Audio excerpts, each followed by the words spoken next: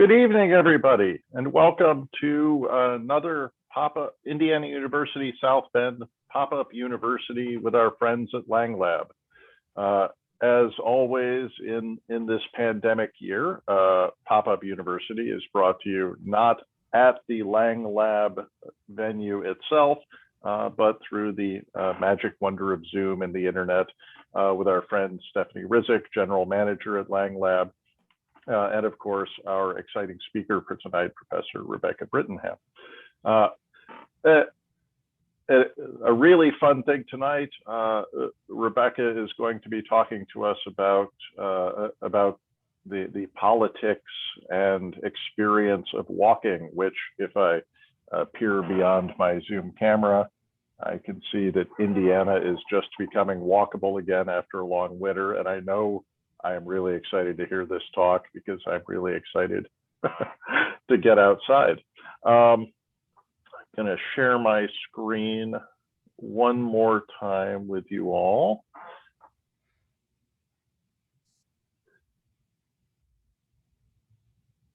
And we will get started. Of course, as I said, tonight we have Professor of English Rebecca Brittenham speaking to us.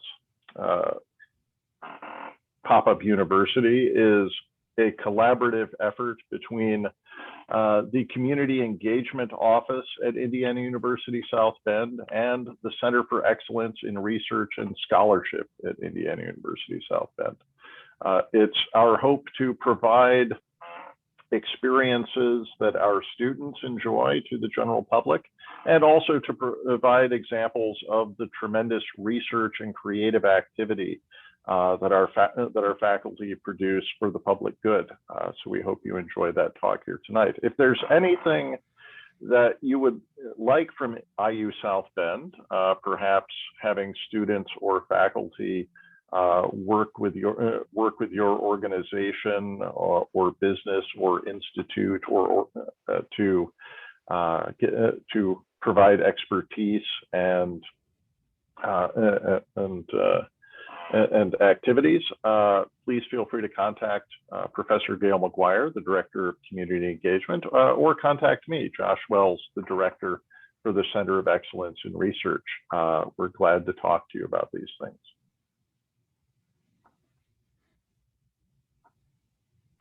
We'd also like to thank our sponsors tonight, certainly Indiana Humanities, and thank you to all of you here tonight who have joined us from because of Indiana Humanities efforts to advertise this activity tonight. Also, the IU Bicentennial Office. Right now, we're wrapping up 200 years of Indiana University, and looking forward to, hey, maybe the next 200 years, right? But certainly also many IUSB departments and offices, including the College of Liberal Arts and Sciences, Academic Affairs, and a great many departments in particular. Thank you all.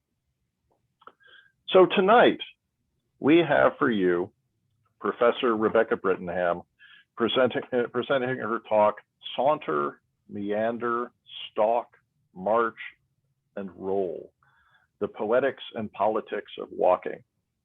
It's really exciting to be able to have Professor Brittenham here to talk to you tonight. She is one of IU South Bend's most celebrated educators. She's won our campus's Distinguished Teaching Award. She's won our campus's Trustees Teaching Award. In the IU system, she participates in the Faculty Colloquium on Excellence in Teaching, and she has won the prestigious Frederick Bachman Lieber Memorial Award for Teaching Excellence.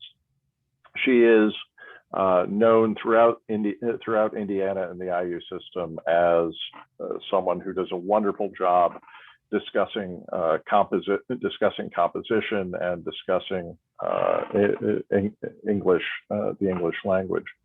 Her work is focused on, in particular, on composition and rhetoric in political writing, in television, and in the canon of literature that's used to address writing and literature in the classroom itself. Some of their interests involve involved food writing, women's studies, and Victorian literature.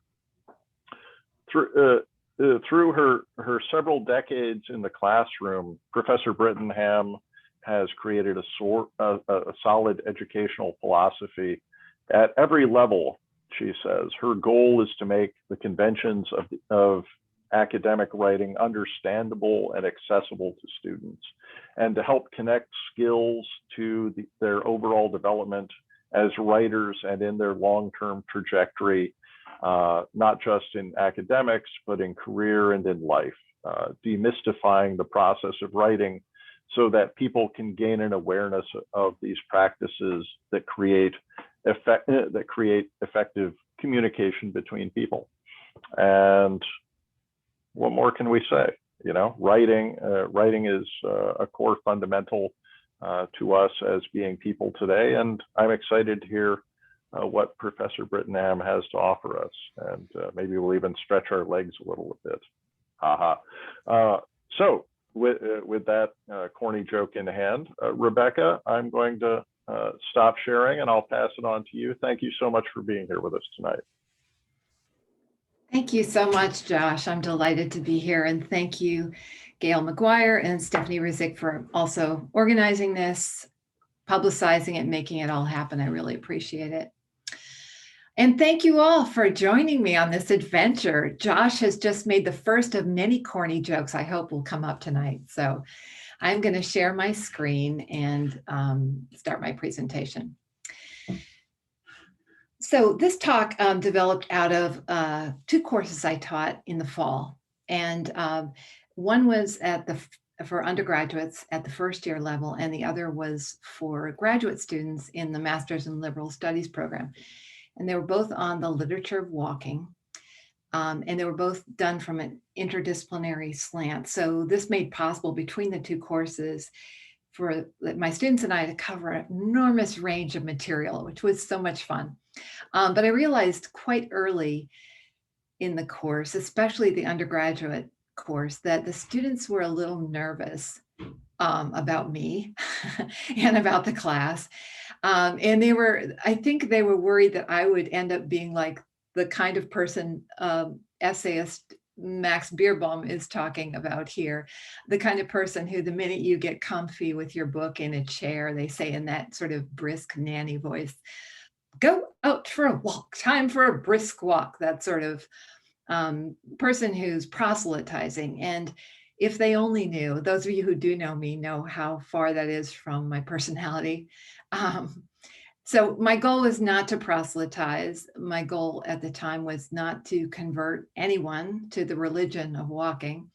My goal when I started the course was really just initially to destabilize the term a little bit, because it's something we do every single day. It's very easy for us to kind of forget and kind of not bring any critical awareness to what we're doing when we're walking. So I loved this Laurie Anderson song that was playing in the beginning, partly because she does that. She just comes at it from a slightly different slant. This idea that you're falling. When you walk, you're actually falling and catching yourself, recovering your balance at every step. And there's something very dark about that, as there is with a lot of Anderson's work. But there's also something pretty life-affirming about that. That is, 10,000 or more times a day, we have the opportunity to lose our balance and recover, to take a risk and recover. And in that fall and recovery, we are getting stronger, right? 10,000 or more times a day. So it's this sense of opportunity. Another way to begin to defamiliarize that term walking, or that idea of walking, is just to think for a second about the human foot, ankle, knee, hip. So any of you who've had an injury know all too well how all those things work together, all those bones and tendons and all those parts of your foot and ankle and so on to allow for a step. And even those of you who haven't suffered an injury, if you think about a baby learning to walk, there is something kind of miraculous about it. It takes them months, right? They fall and they pull themselves up on coffee tables and furniture and nearby adults, and then they take another step and they teeter, so there's something that teaches us really about the whole miraculous human evolution and the whole body balancing act that's involved when we take even a single step. And here's another sort of defamiliarizing way to think about it. If you do a silly walk, it makes you appreciate the efficiency and simplicity of the everyday step we take. And here's where I'm going to ask for some help from you. So if you would, I'll do this a few times during the talk tonight. If you would put in the chat a synonym for walking, and it can be a word like strolling or a phrase like strut your stuff. And if you put, when you go in the chat, if you put to everyone, then everyone can see those start to scroll up. Don't worry if someone else types your synonym first. That just means they're a faster typer, but you probably thought of it first. So you have to, if I was in your shoes a month ago when I was listening to one of these talks, you have to put down your fork full of pasta and put down that glass of wine and actually lean towards the computer and type a synonym for walking. So while I'm waiting for those to appear in the chat, I'll say a little bit about how these kinds of synonyms help us. So, wow. Oh, nice. Sashaying. I like it. Thank you. Perambulate. Excellent. Take a deep breath. You called it. Fumble, stumble, trot. Yes. Daily constitutional. Hike, trudge, trek, mosey. I'm loving it. Gliding. Wow. Meander. Yeah. Go for a jaunt. Love it. Thank you. This is beautiful. Yeah. So what slouching? Wow. I love it. Slouching to Bethlehem. Yeah. So this is fabulous. So what can a list of synonyms like this tell us? Well, one thing it can tell us is something about the people in this room, the people sharing this virtual space tonight. It tells us quite a bit actually about your experiences of walking and how you've been thinking about your walking, and given the list I just saw, how you've been reading about other people walking. And so that's something that these synonyms can help us begin to think about, is the resonances, the rich resonances in our culture and in our language that we already have with the idea of walking. So here's a list of synonyms I came up with ahead of time. And some of you came up with new ones that aren't even on here. Mosey, how could I not have mosey? And the other thing this list of synonyms might tell you is something about yourself. So if you think about your own reactions to any particular synonym. So for example, when I see the word wander, I start to salivate because to me, that conjures up being in a new city, an unfamiliar city. And I want, wandering down like a cobblestone side street or out on a boulevard bustling with people, getting lost, finding my way, the thing I love to do the most. Whereas if I see the word stroll, I'm bored to tears. Like I'm filled with despair strolling. Who would want to do strolling? So you can tell something about yourself when you think about any one of these synonyms. Zigzag. What a cool thought. And so the third thing that list of synonyms might tell us, or the last thing, I've run out of numbers here, is something about the richness of the English language, just that it has all this variety, this beautiful variety and precision for the ways that we can think about our walking. And that rich literary tradition is either already filtered through you and through the language that you saw there in that list, already filtered through these synonyms, but it's also out there just waiting for us to tap into, that long literary tradition of walking in our culture. And that's kind of where I want to go tonight. So this is my invitation. This is considered by some the most famous invitation in the English language. Let us go then, you and I. Let us go then, you and I, when the evening is stretched out against the sky, like a patient etherized upon a table. And as you can tell from that last simile, you might not actually want to go with J. Alfred Prufrock. Etherized is an English word for, being knocked unconscious. You might not want to go with him. He's a man on the brink of life. He's much happier acting out his desires in language than in reality. But I actually really love this poem, as my students can tell you. And I have heard the mermaids singing each to each. I do not think that they will sing to me the sadness and the beauty of it. So anyway, let's go a different direction. Let's leave Prufrock behind. And I want to start with Chaucer and the Canterbury Tales. So way back circa 1375. So Chaucer's writing the Canterbury Tales, and it's a collection of stories. And this is a kind of sub-argument you'll see me making in this talk, that walking and storytelling go together.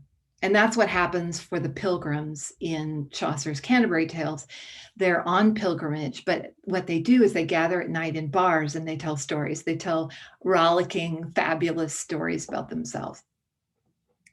So walking and storytelling go together.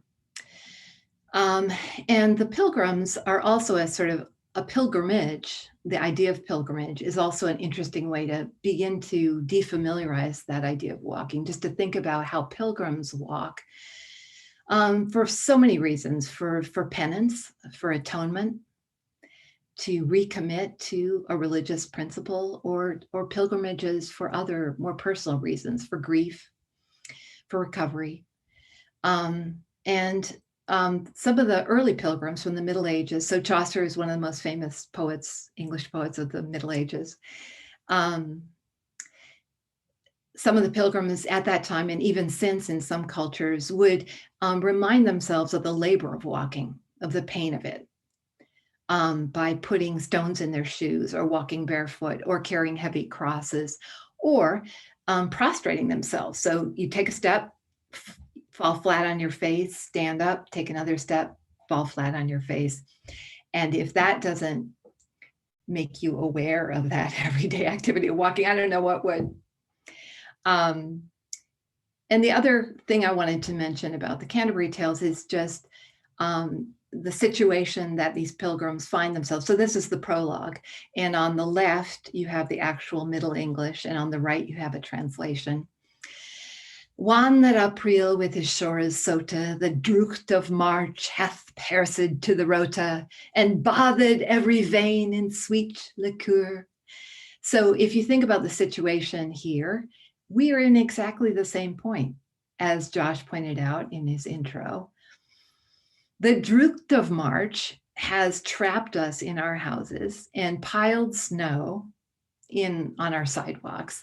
And now the sweet showers of April have come to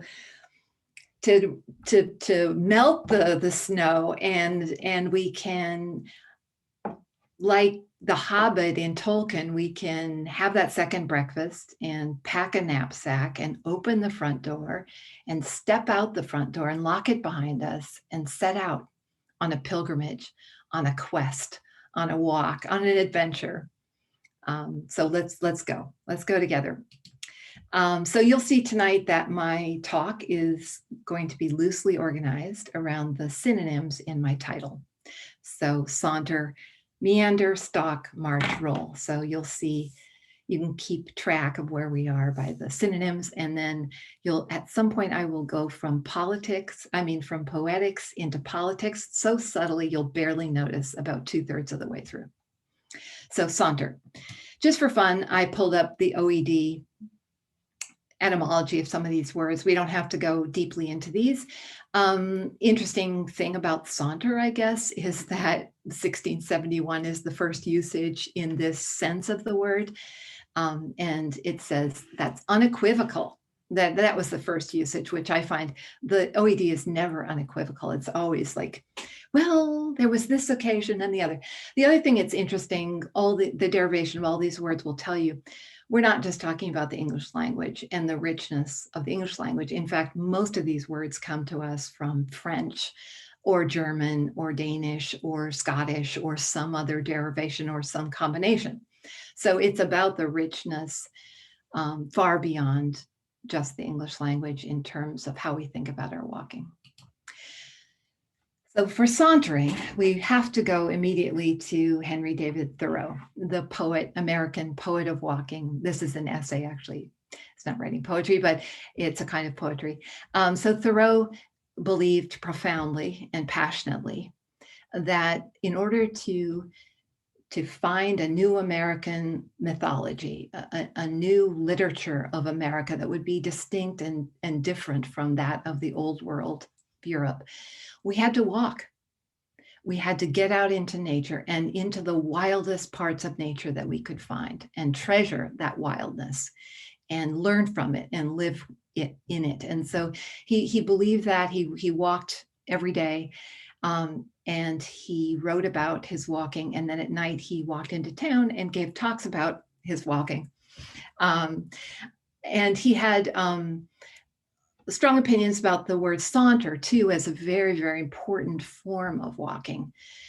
The derivation he gives sauntering is actually à la Saunter, that is, to the Holy Land. So he argues that saunter comes from those very pilgrims that Chaucer was talking about, or from vagrants who pretended to be pilgrims and asked for alms for the Holy Land. But sauntering is moving through nature, learning from nature, like a meandering river, making its way to the sea. Sauntering is the most profound act we can begin to do to understand ourselves as a country and to create a new literary tradition for ourselves.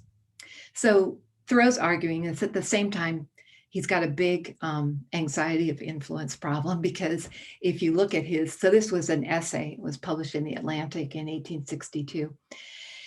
And it's saturated with allusions, not only to the literature of Europe, but to, all the way back to the classical, Greek, Roman literature. So it's completely saturated with other people's allusions and with mythology. But and one of his biggest anxieties was about this guy, William Wordsworth, and the Romantic poets in general, who,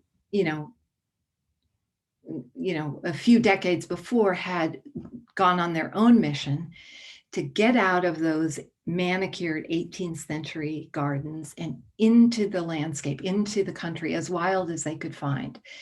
And Wordsworth's argument in poems like I Wandered Lonely as a Cloud is that you get out into nature and you learn from it, and not just from the natural landscape, but from the people you encounter, the ordinary people. So Wordsworth would call them peasants, but they were the sheep herders and the farmers, the people out closest to the land. And so Wordsworth argued that because they were so close to the land, they had a wisdom and a simplicity and a directness in their language and their speech. And if you could learn from that and inhabit that, you could begin to rebuild the human relationship to the natural world. And for the Romantics, even in a more radical mission, to use the wisdom of those everyday people to overturn the social stratum, the social hierarchy, in that revolutionary sense. And that argument about radicalism in the Romantic poets that I just ventured with you is actually from Rebecca Solnit's book, Wanderlust. It's a beautiful book if you don't know it. And it became the foundation for both courses. It's a wonderful interdisciplinary compendium of not just about the literature of walking, but about anthropology, biology, sociology, philosophy, history. And so she really made it possible for my students and me to explore this from an interdisciplinary standpoint, even though that was way outside of my expertise. But of course, that makes it fun. So now we move to Meander. And as you probably saw in the Thoreau piece, Meander comes from the natural world. A stream meanders, a path meanders. It's about the following the curves of the landscape as they are. So when humans wander, when humans meander, we are doing what we should in the poets and literature of the natural world in terms of learning from nature. We're following in the tracks that nature has laid out for us. This is a recent book, but it's really a very interesting. Torbjørn Ekelund is Norwegian, and he's an environmentalist, activist, journalist. He was trained as a historian, PhD in history, but he decided to go track down those ancient paths, the very first paths that are still exist, that taken by the very first humans. And he argues that what we can learn from them is something about our very fundamental relationship with the environment, and that we can relearn, and we need to, how we engage with the environment, but just by revisiting and thinking and learning from those original paths. So one kind of fun thing he did with a buddy is they went to the Nordemark forest, which is quite dense and big.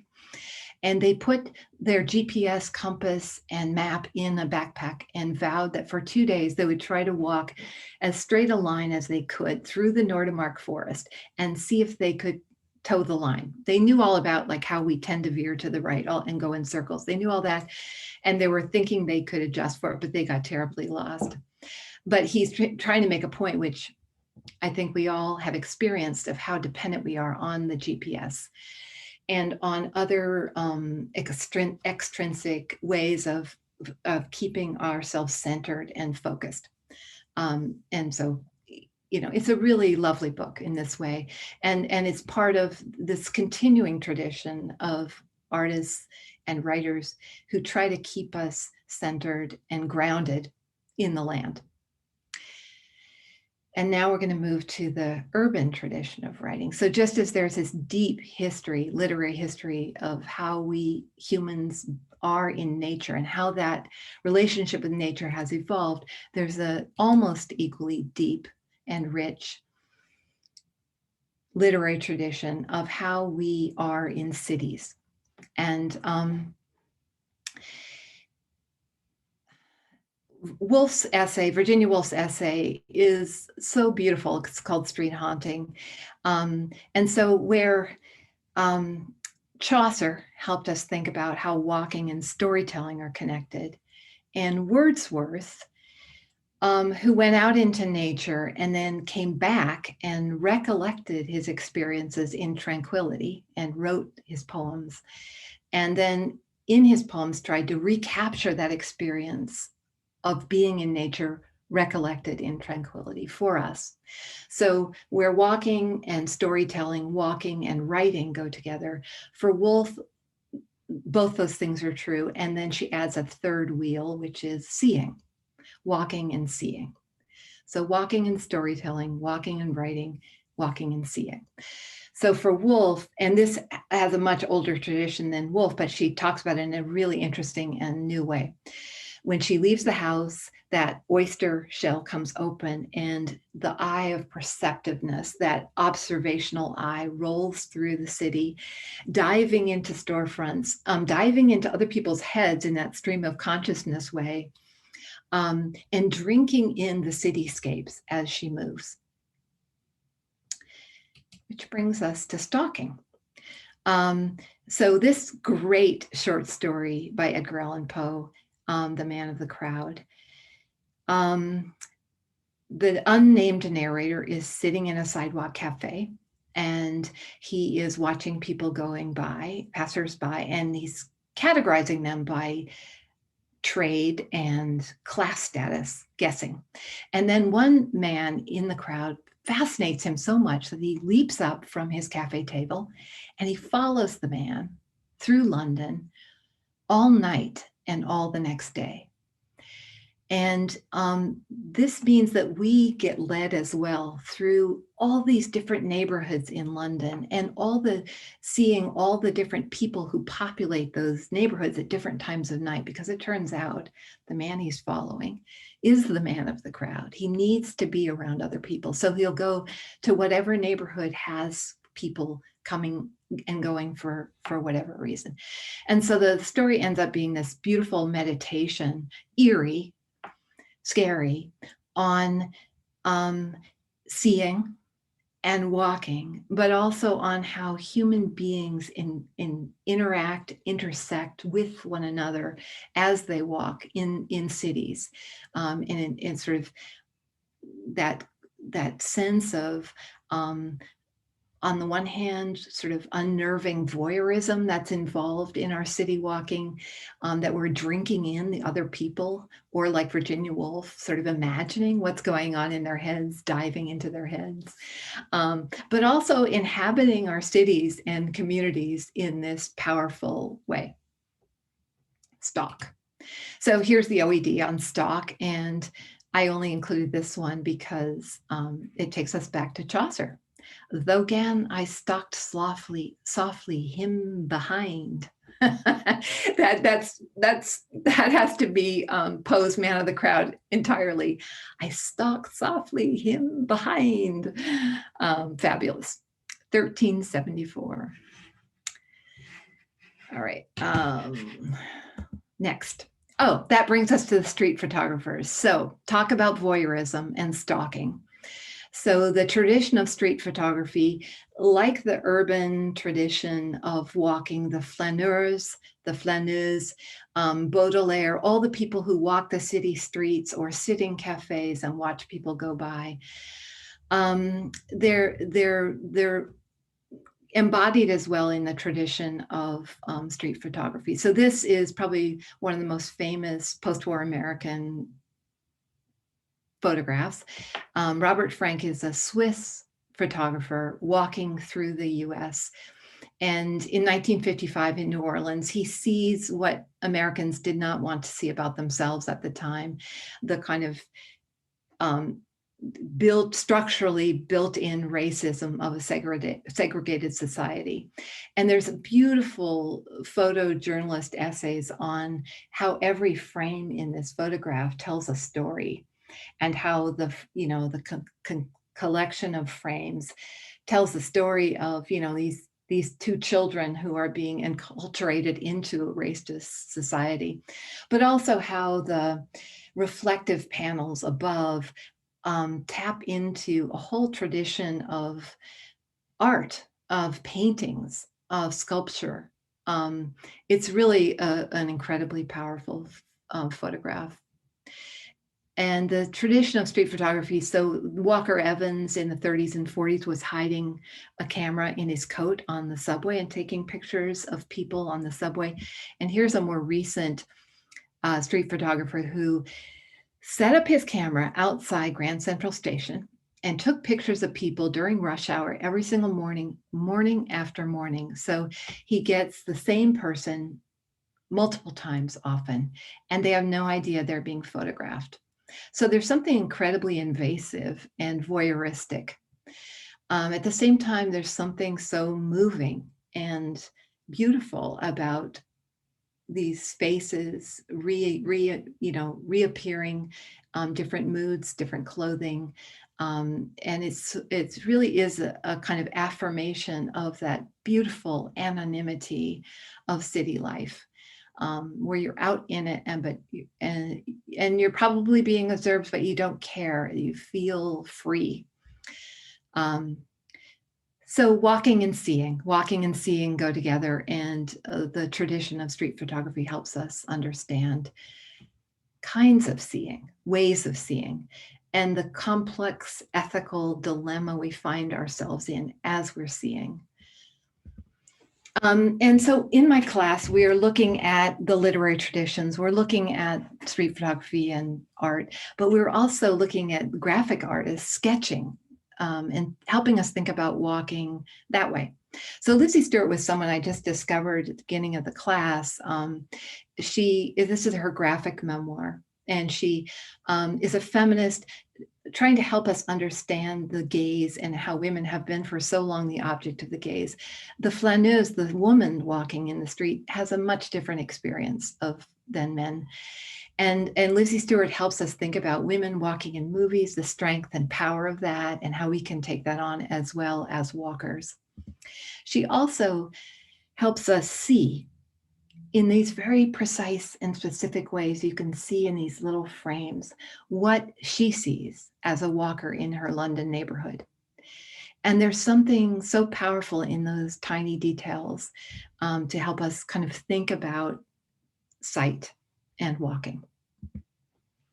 So in my class, students are writing about their walking. So every week they're writing a quest paper and they're doing a walk, a quest. And so and they're reading all this literature and looking at, and they're sketching, they're making sketches too and taking photographs.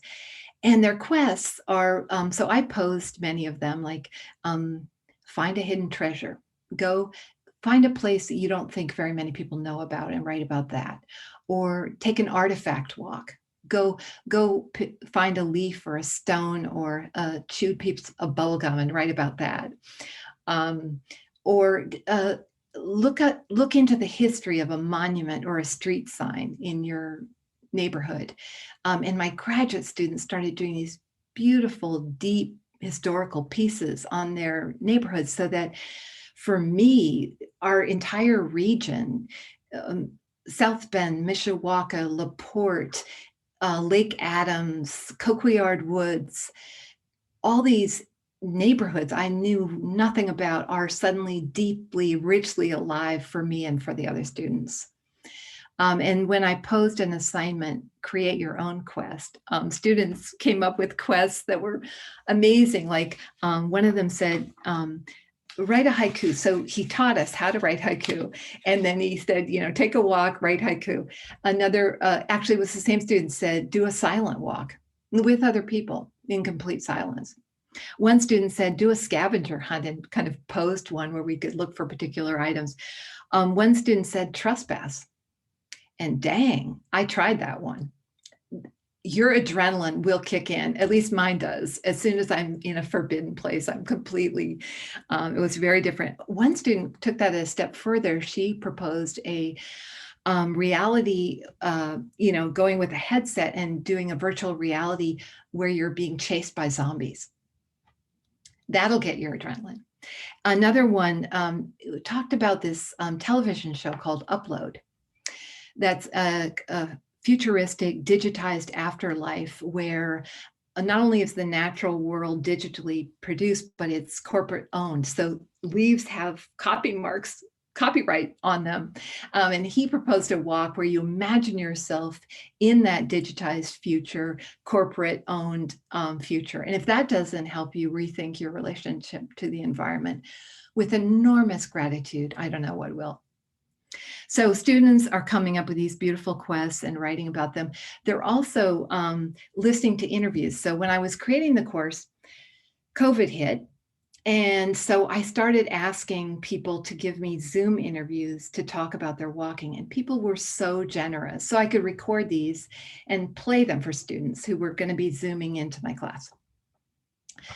The chancellor of our university, the dean of CLAS, the director of student services and international programs, the former executive vice chancellor of academic affairs, the former head of judicial affairs, faculty from sociology and women and gender studies and history, students. So there are these terrific students who are in our gateway at IUSB, and they lead tours before COVID of the campus.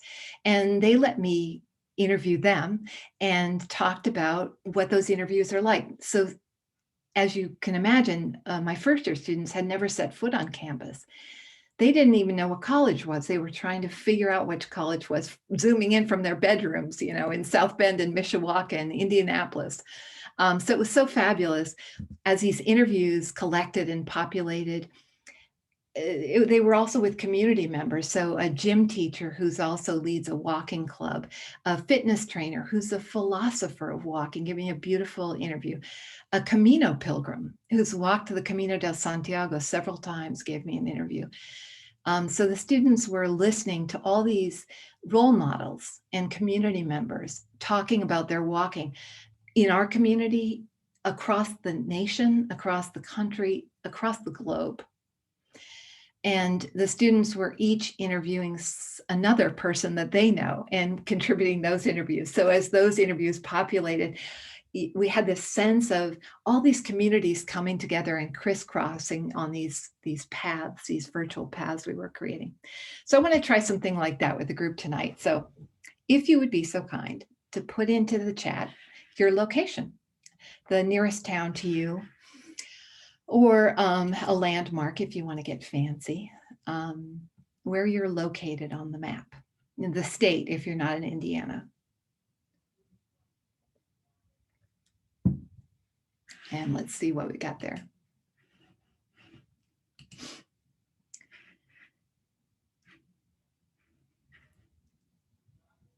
Where do we have people from?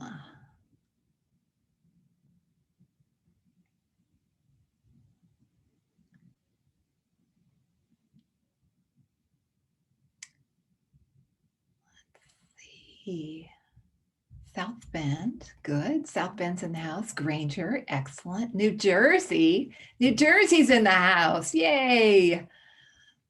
Granger, excellent. Lots of South Bend. Milwaukee, all right. Hi, Milwaukee. Sunnymead, excellent. Toronto, Canada. We have Canadians. Excellent. Excellent. Jersey City. All right. Edwardsburg. Fabulous. Battelle Park. Yeah. East Greenwich, Rhode Island. Terrific. Wow. I love it. Okay. So I have to stop staring at the chat here. So this is wonderful. So I could not do this in advance, but I tried to populate the map, hoping to capture some of the places that you are. So if each of you then think about somebody you know who likes to walk, and where you've walked, we can further connect. So if you would be so kind to put in the chat one of your favorite walks.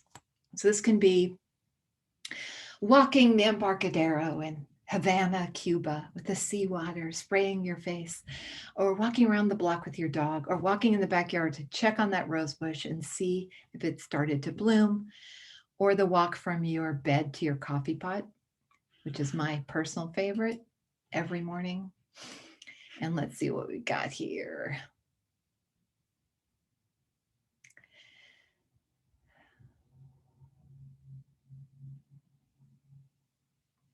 Oh, Lake Michigan beachfront, Provincetown, yes. Berlin, yes. The Spray River, yes, yes, yes, yes. Mexico, oh, wow. Santo Domingo, wow. Okay.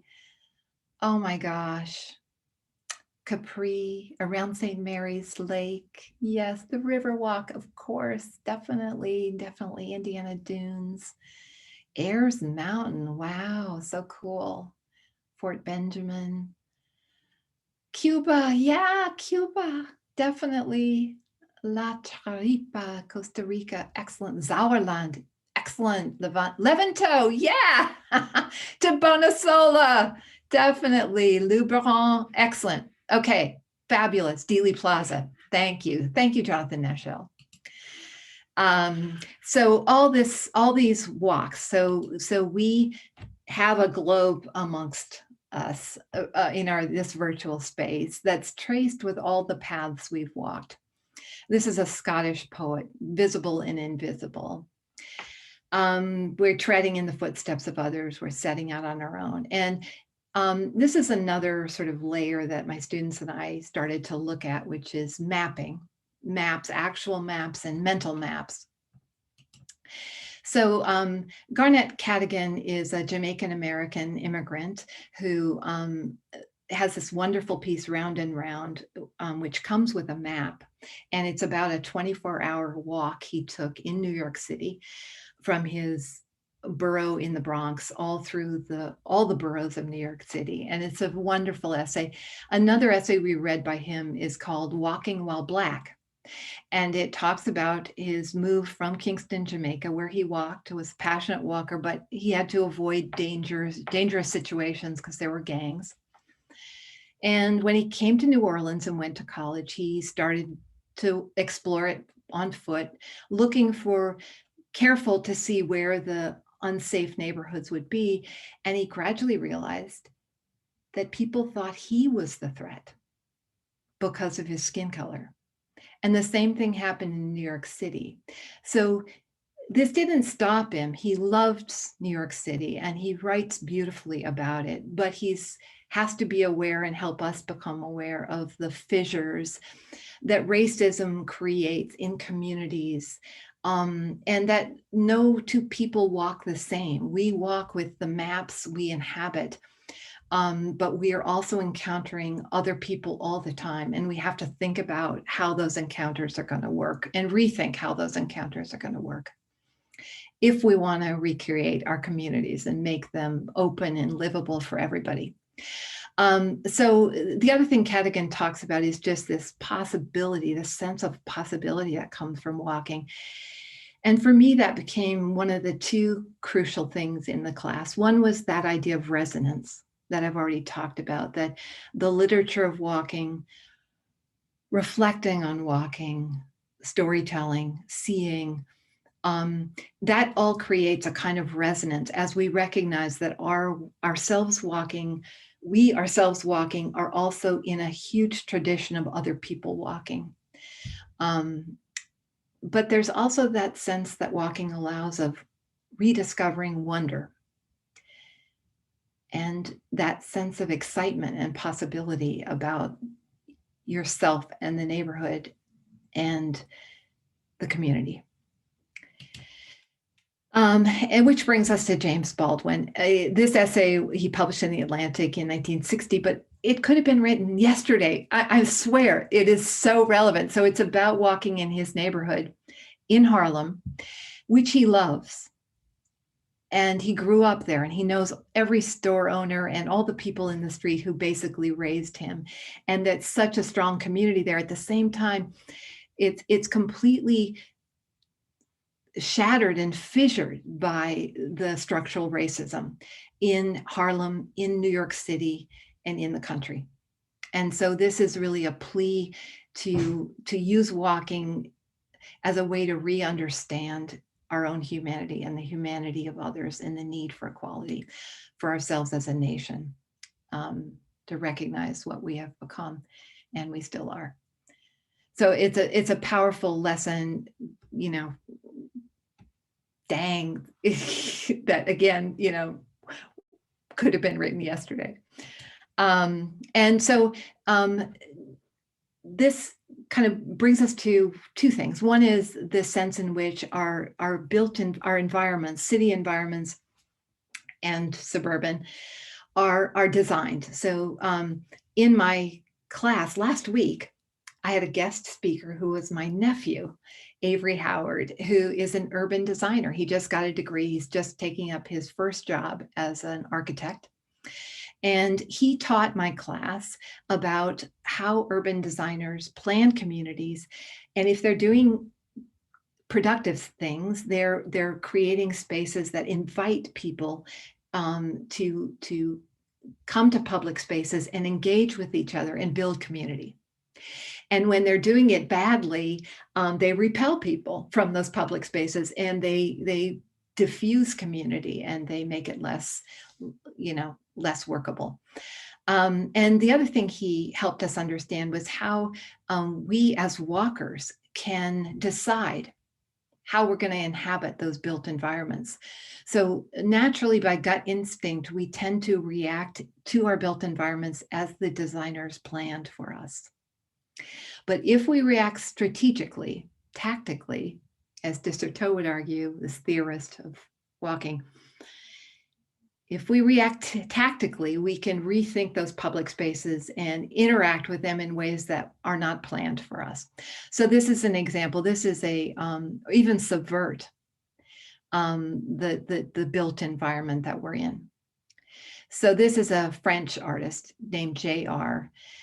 And he took pictures of immigrants who'd come to New York City. And this is one of them. He's a 16-year-old guy from Azerbaijan. He's a waiter. And the artist took the photograph, cut it into 64 strips, and pasted it on the street in New York City. And so this photograph is taken from a helicopter. So this was done at 4 a.m. And then they just poised there in the helicopter all day and watch people walk back and forth across this piece of art. Again, calling attention to the built environment, getting people to interact with their built environment in a way that wasn't intended, and on some level subverting that environment. So that sense in which we can take a stand as walkers, potentially push back, even subvert our built environments, or force them to function for us as community members, I think is one of the most powerful forms of walking. And when you protest, when you take your body into the street to stand up for something that you believe, that's probably the most powerful form of walking you can do. So march, we're at that synonym part of my talk. And OED, it's funny about OED. So the first multiple meanings have to do with the military, as you can imagine. So A through G. But H, to take part in a protest march, rally, demonstration, or similar event, the first usage is 1967. So the 1960 protest movements are the first usage of this, that meaning of march, which I thought was fascinating. And the Graham Greene, of course, no one has protested, no one has marched. Saddest thing that you can imagine, right? To not use that power that you have as a walker to stand up for something. So in my class, with the students' help, we read, about Selma, we thought about marching, but one of the things that also hit me harder than it ever has before is this point that Solnit also makes, which is even everyday walking is a form of citizenship. And so every time you walk outside your house and leave that little privatized bubble and run into your neighbors and interact with them, every time you are in the street, you are revitalizing your community just by having your body in the street, and reinvigorating it, and recreating a new mental map that's constructed, with your environment and with the other people that you meet. And I think that's a really powerful way to think about your walking, as a fundamental form of participating in a democracy. So I'm proselytizing after all. And that brings me to roll. And I just have 2 things to say about roll. Here's the OED, and it went on way too long. I had to cut it way down. But here are 2. I just had to include these fun ones. One is from the Mort d'Arthur. So King Arthur and the knights, the quest. And this is just so much fun. So the man stirred the barget unto Westminster, and there rubbed and rolled to and fro a great while, or ony man espied hit. Gotta love it. And then this Dickens, I had to get some Dickens into this talk. Then she resumed her chair and rolling herself from side to side. But I'm sorry, that wasn't what I wanted to say about rolling. Rolling, I want to say 2 things. First is about technology. Actually, they're both about technology. So one is a positive, which is Antonia Malchik's point. This is a great book, by the way, A Walking Life. It really fills in all the parts about walking as health and freedom that I haven't really talked about in this talk. But one argument she makes is that we have evolved using technology to engage with our environment in really productive ways over time. So everything from a wheelchair to eyeglasses or bicycle helmets has helped us fully exist in our bodies in the environment. Whereas the car, I must say, I must bring up the car, is something that, especially in our country, we have allowed to dominate our built environments. We've allowed our built environments to be constructed for the car and for the usage of cars rather than for humans. And so every time we walk, we're also making a decision not to take a car, which is, again, another powerful way of recouping our communities for walkers, for human beings stepping out and engaging in those communities. And I will end with a Vietnamese Buddhist activist monk who has an argument one step beyond that, which is that walking is our most profound relationship with the environment. And that only by walking can we begin to fully understand, feet on the land, can we fully begin to understand our relation to the environment and the destruction that we've done, and how to begin to rethink it, our relationship to that environment. So when we lift a foot, breathe, put the foot down, breathe, feel the earth, we're also engaging in that most fundamental human interaction with the environment, just beginning to understand it. So this is kind of the sub-argument that I've been pulling through here, that walking, storytelling, walking and writing, walking and seeing, reflecting in tranquility, breathe, walking and breathing. Thank you. Thank you so much. That was fantastic. I have a couple of questions. I think we're closing in on 8 o'clock, but hopefully people will be able to stick around. First question that I have is, what made you decide to focus on and design a course about walking in literature? Oh, that was friends and family. So I'd been thinking about it, but then a friend of mine who teaches at Earlham College designed a course for her London Abroad program.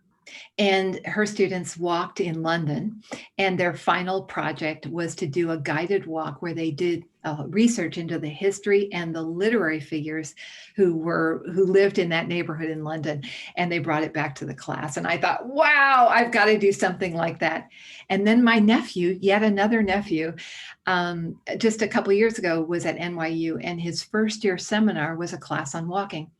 And he loaned me the syllabus, and it had Rebecca Solnit, the Wanderlust book I've been talking about. And the minute I saw that, I thought, that is how to do an interdisciplinary class on walking, which is what I really wanted. So it was really, borrowing other people's ideas and then building on them. Thank you. Another question is, if you could discuss a little bit about how the study of walking or similar topics helps to facilitate better writing.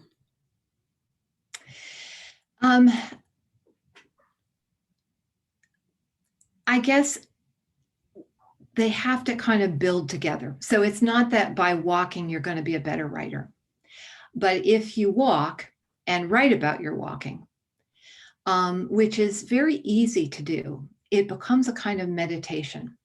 And at this point in my life, for example, I walk and write every day.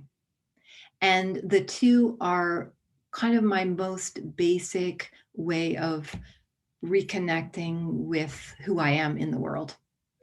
And that's so really it's only walking will only make you a better writer if you actually write about your walking and keep doing it, right? If you make it into that kind of everyday habit. So you have to walk, right? Even if it's just to your car. You don't have to write. But if writing becomes like breathing for you, just something you do, not something you have to perform or make a big deal out of it, but just something you do, like walking to the kitchen for a cup of coffee, then you'll become a better writer. Okay. Is it possible to unmute Catherine Behan? Josh. Sure, maybe. In the meantime, if you're looking into that, we also have a question about, you touched briefly on protesting and marching, and how your students who might have participated in any of those events maybe have talked about their participation in a march or written about it. A lot of them ended up talking and writing about it. And I love that they were, out there. I thought it was such, again, the connection, all the events that came together when this class was being planned and began. The Black Lives Matter protests were out on our streets, in our communities, on everybody's block. And that was such a beautiful thing for people to see that happening, in real time. It was such an opportunity, and students really took advantage of it and wrote about it and took photographs and kind of made it part of their quests. Great. And it's lovely that Catherine's going to talk. So Catherine is a student from my graduate class, and you can verify, I hope, Catherine, that this is the most you have ever heard me talk. I never talk this much in class. That's absolutely true, that you are not a speaker, you are a facilitator. But I will ask you an important question, one that was important to me as a student, very important, that how is it you helped students become writers about the things that they were interested in? And I know that you did this in various different ways, various different students, but I know for me personally that what you did was you pushed me into delving more deeply into subjects that I'm not a walker. I didn't have any fundamental questions about this, but what you did was you pushed me to something deeper in terms of my exploring and writing. And I would like you to explain that to. Well, thank you. That is so beautiful for you to say. I would say the only thing I can say kind of that's super conscious and built into my class structure is play. Because if you pose something like writing as a chore, it's not going to invite people to take a risk.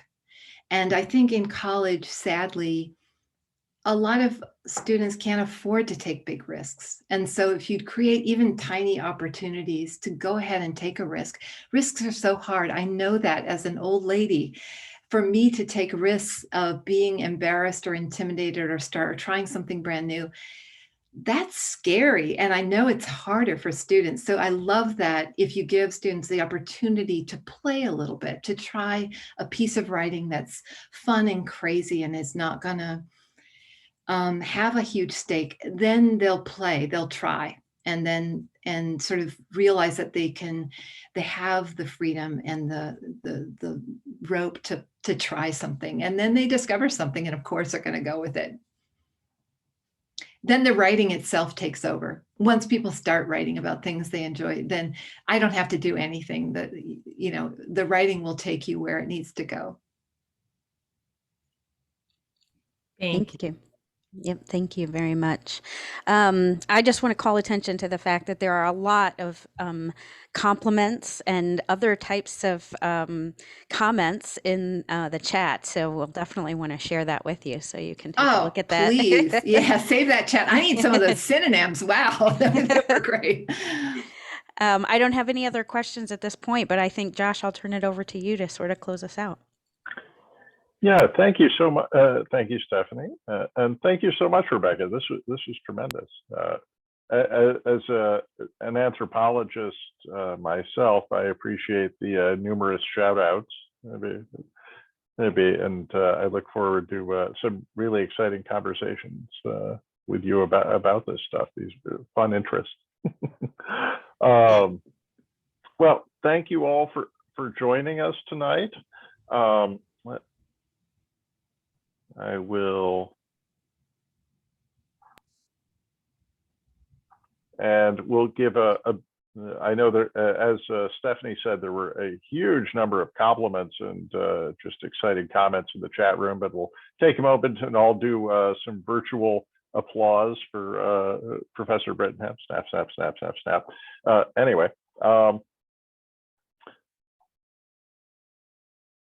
want to remind everybody, next month, we have Professor Jennifer Deranek from the Dwyer College of Health Sciences with her talk, Seeing Through the Fog, the Impact of Concussions on Life and Learning. I think this will be a terrific talk. Jennifer is one of our most exciting younger faculty. She does really interesting work and is really engaging. And I'm looking forward to that. And of course, you can find Professor Brittenham's and all our other former talks on at our website, go.iu.edu/popup. You can find all of our YouTube videos, and an extra point tonight on coming up on April 1st, not a joke, on April 1st at 7 p.m., my co-conspirator here, Professor Gail McGuire, the director of our community engagement office, is giving a Lundquist lecture on high impact teaching and community engagement. This is the Lundquist lecture, and the Lundquist Award that goes with it is IU South Bend's highest award for an active faculty member. And I'm really excited that my colleague Gail McGuire has won this award and will be giving this talk. If you're interested in hearing her speak and learning more about the great things that IU South Bend has to offer, I suggest to you this link at the bottom, go.iu.edu/3HIW.